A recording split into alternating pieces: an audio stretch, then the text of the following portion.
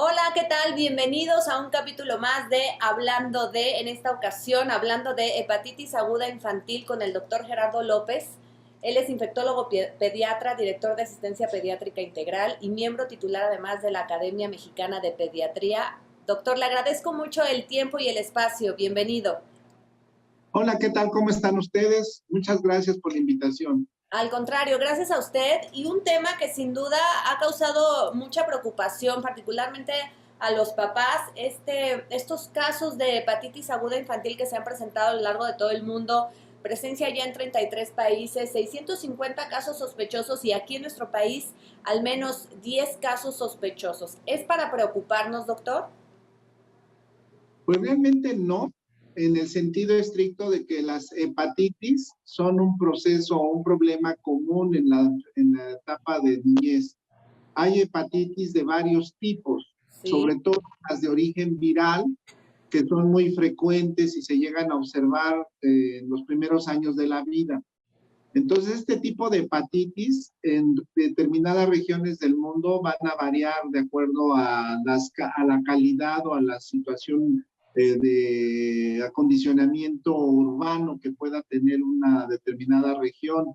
Es decir, la disposición de agua potable, la disposición de drenaje de manera correcta. Y esto me refiero principalmente porque en México tenemos más frecuentemente hepatitis de tipo viral A y, y hepatitis E, que son virus que ocasionan, que se transmiten a través de agua y alimentos contaminados. Entonces es muy frecuente verlo en nuestro país, por lo que en regiones de mejor estado salubre, es decir, con un mejor acondicionamiento urbano, la posibilidad de tener este tipo de infecciones es más rara. Por lo tanto, es muy relativa la angustia que se tenga ante cuadros de hepatitis de origen viral en Europa, en Estados Unidos, como en Latinoamérica, en este caso México. Ahora, hay hepatitis B, hay hepatitis C, que son hepatitis que se transmiten por medio de sangre. Entonces, estas hepatitis B y C son hepatitis que de alguna manera llegan a tener mayor riesgo con transfusiones o con contacto sexual. Tanto la hepatitis A como la hepatitis B, por el momento contamos con vacunas y estas vacunas se aplican en los primeros años de la vida. De hecho, la hepatitis B se aplica casi siempre al nacimiento y la hepatitis B prácticamente queda cubierta al aplicarse esta vacuna durante un periodo ya muy prolongado. Y por otro lado, la hepatitis A, que es la más frecuente transmitida en México a través de esta contaminación de alimentos y de agua, se vacuna a partir del año de edad. Por lo tanto, es una situación que cuando no se encuentran los niños vacunados contra esta hepatitis, pues es muy frecuente observarla. Afortunadamente, esta hepatitis A es de curso benévolo, de curso bueno, no es tan agresiva. Ahora, ¿qué las diferencia con las hepatitis B y C? Que esas hepatitis B y C son crónicas habitualmente y son hepatitis que llevan a una disfunción del hígado, pero a muy largo plazo, que pueden ocasionarle cirrosis hepática, necesidad de trasplante de hígado, o bien pueden condicionar a un cáncer de hígado. Ahora, la hepatitis que se está observando en este momento es una hepatitis que no se ha encontrado causa. Por eso es que se le llama hepatitis aguda de causa no determinada.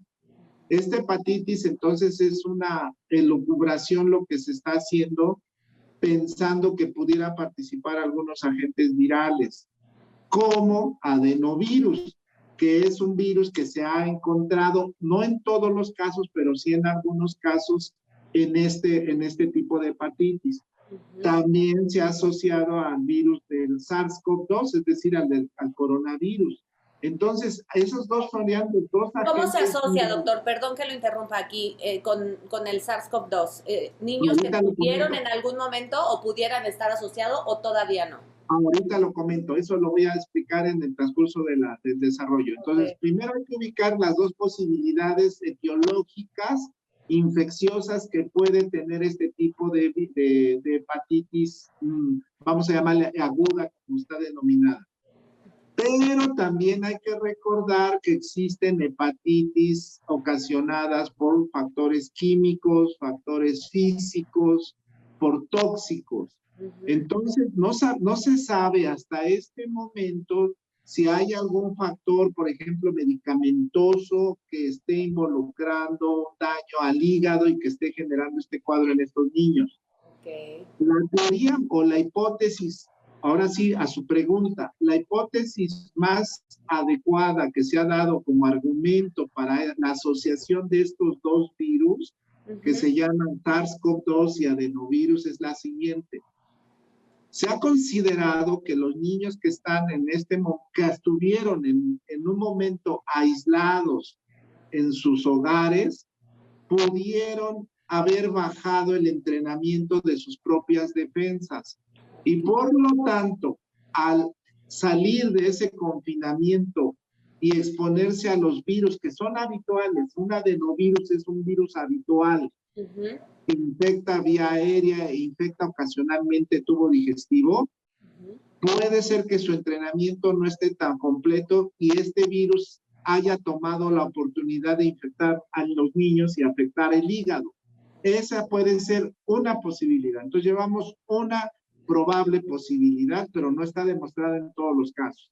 Okay. La otra posibilidad es de que sea el mismo virus SARS-CoV-2, el virus del coronavirus, que esté originando un daño directo al hígado. Eso sí se ha demostrado, pero no en todos los niños se les ha encontrado ese antecedente. Entonces es otra posibilidad, daño directo del SARS-CoV-2 sobre el hígado.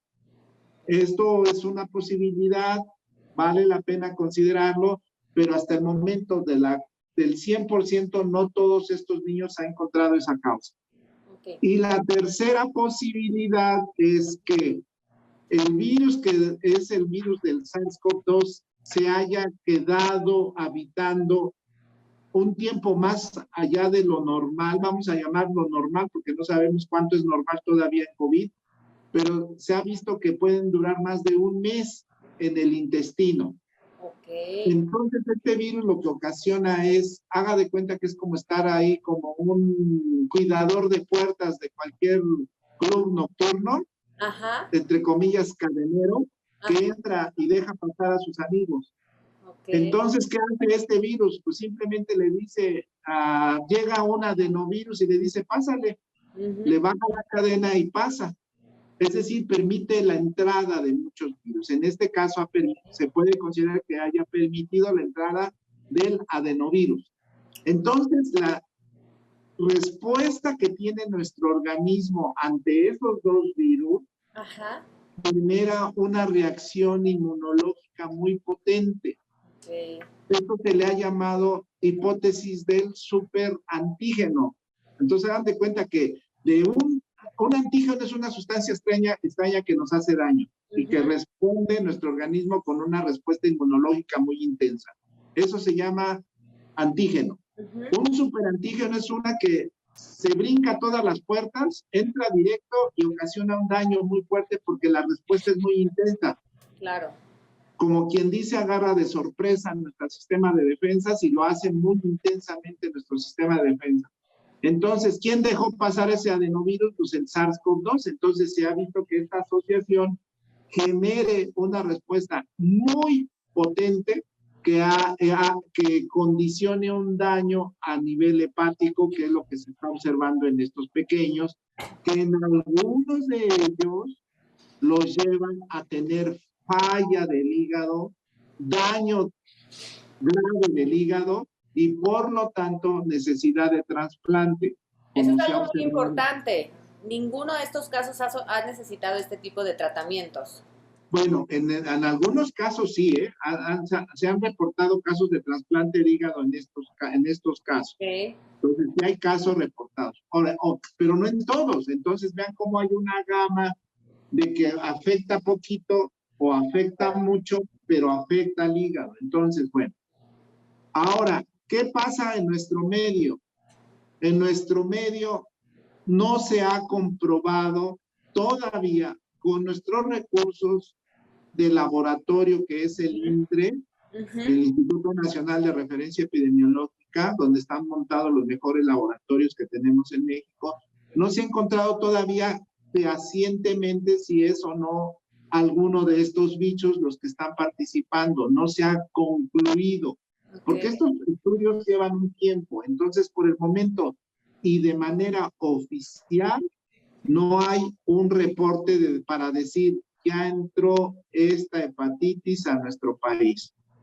Pero ¿qué sí nos debe de preocupar? Nos debe de preocupar de que tenemos hepatitis. ¿Cuáles? Las que les mencioné al principio. Claro. Muchas de ellas, como es la A, que se pone la vacuna, como dijimos, a partir del primer año de vida, como no viene consignada en la Cartilla Nacional de Vacunación, todavía mucha gente no se la pone. Entonces hay que vacunarse o tratar de vacunar a sus pequeños. Ahora sí. Y la hepatitis B. Sí. Sí, perdón. Perdóname, en este tema que apuntaba usted de la vacunación, me dicen el primer año de vida, si se me pasó el tiempo y entonces mi bebé tiene 2, 3 años, ¿puedo ponerle la vacuna o ya no, doctor? Desde luego que sí. Se supone que como estamos en un medio tan expuesto a tener contacto con esos bichos, nuestros sistemas de defensa se están entrenando. Pero como tenemos muchos defectos nutricionales, mucha influencia agresiva del medio, nuestro sistema de defensa a veces no responde tan bien. Claro. Entonces tenemos que ayudarlo con vacuna. Entonces, no importa la edad, se tiene que vacunar. Perfecto. Así de simple. Entonces, no es de que, no es que ya mi niño ya no es niño, ya es un adolescente o ya es un adulto, no, vacúnense. Entonces, si hay posibilidades de vacunarse, se pueden vacunar.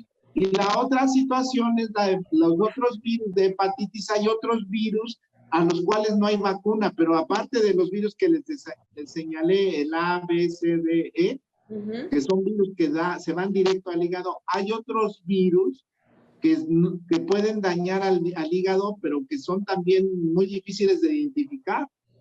Entonces, esos virus son precisamente los que se están tratando de identificar. Hay muchos nombres de muchos virus, Epstein-Barr, citomegalovirus, muchos virus, herpes virus, etcétera, que pueden dañar al hígado.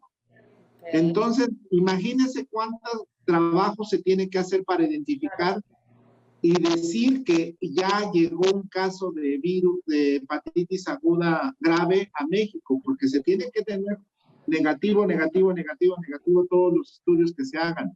Pero ¿cuántos se pueden hacer? Entonces, vea, es muy complejo. Ese sería más o menos el contexto que yo les puedo decir. Ahora, dígame usted qué preguntas puede tener. Doctor, una pregunta que yo tengo es, ¿sabemos si estos casos probables de hepatitis, al menos en nuestro país, hepatitis aguda, estos casos de niños, estaban vacunados? No tengo idea. Supongo que sí. Habitualmente la vacuna de hepatitis B se pone casi al nacimiento. Ajá. Esa es la más importante. Y la vacuna de hepatitis A, como les digo, después del año. No sé exactamente las características clínicas de estos niños mexicanos, si estuvieron o no vacunados. Eso sí no lo conozco. ¿Qué síntomas se presentan estos niños que tienen hepatitis aguda infantil, doctor? ¿Ante qué síntomas tendríamos que estar alertas o hepatitis? Todas las hepatitis agudas, todas, de cualquier índole, presentan fiebre, cansancio, color amarillo en la piel que se llama ictericia, color amarillo en las conjuntivas, ¿sí? En la bolita blanca que se llaman escleras, se ponen amarillas. Empiezan los niños y las personas que tengan ese tipo de hepatitis empiezan a tener coluria. ¿Qué es la coluria? Orinar oscuro, como si fuera un refresco de manzana súper concentrado.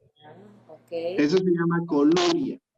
Y acolia. Acolia o hipocolia es que la popó sale clarita. Entonces, antes teníamos de referencia el mastique con la que pegábamos los virus en las ventanas. Bueno, pues esa masita, esa como plastilina clara, ese color claro. Entonces, acolia. pueden tener comezón en la piel, Fiebre. fiebre, obviamente es lo primero que pueden presentar, y decaimiento. Ok. Todos estos datos son los datos clínicos generales que tiene una hepatitis. Okay. En este momento, ante cualquier caso que tenga estos datos, el médico tiene la obligación de hacer varios estudios de laboratorio para comprobar qué tan grave está dañándose el hígado. Entonces hacen pruebas de función del hígado, en donde se miden unas enzimas o unas sustancias que nos marcan qué tan inflamado puede estar el hígado. Perfecto. Entonces se llaman transaminasas. Esos laboratorios nos arrojan la cantidad de transaminasas que tenemos. Y se ha observado, vamos a suponer que ahorita el valor normal sean entre 40 y 50 unidades. Cuando hay una hepatitis se eleva 10 veces más, es decir, rebasa 500. Entonces vean ustedes que el médico cuando ve este laboratorio dice, ah, caray, esto es una hepatitis aguda, entonces se tiene que hacer lo correspondiente.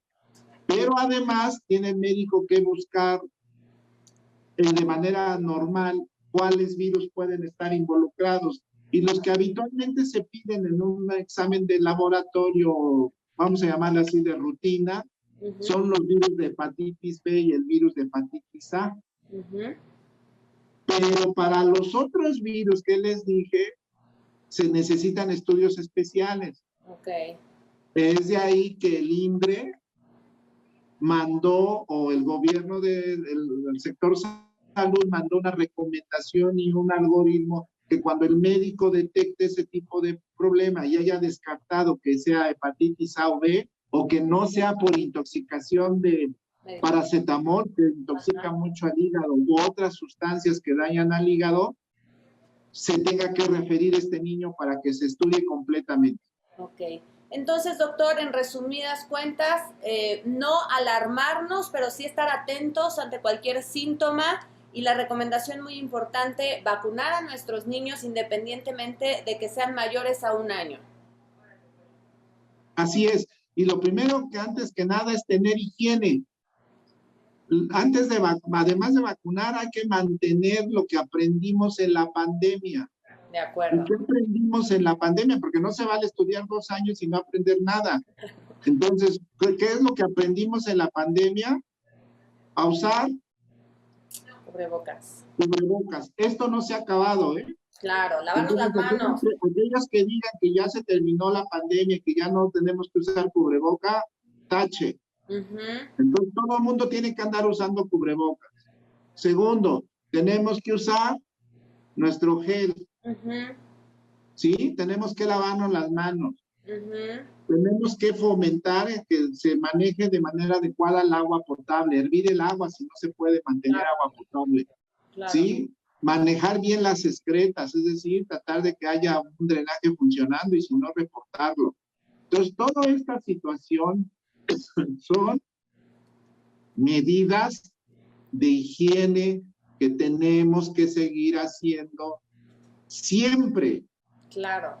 No para la hepatitis, para todas las infecciones. Entonces, si les dicen, ya acabamos, ya triunfamos, ya le ganamos al coronavirus, sí, pero podríamos ganarle al coronavirus, que no es cierto, pero hay como 400,000 bichos que nos pueden dañar y por lo tanto el cubrebocas es muy importante. Entonces, ni modo, es parte de nuestra ropa, cómprenselo para que les combinen con sus blusas, su color de su pelo, el color de sus ojos, lo que quieran, que les combine, pero entonces aprendamos a seguir usando este tipo de aditamentos. De acuerdo, después de 2 años algo tuvimos que aprender, doctor, sin duda, y algo tendremos que seguir aplicando, y estas medidas sin duda hacen la diferencia.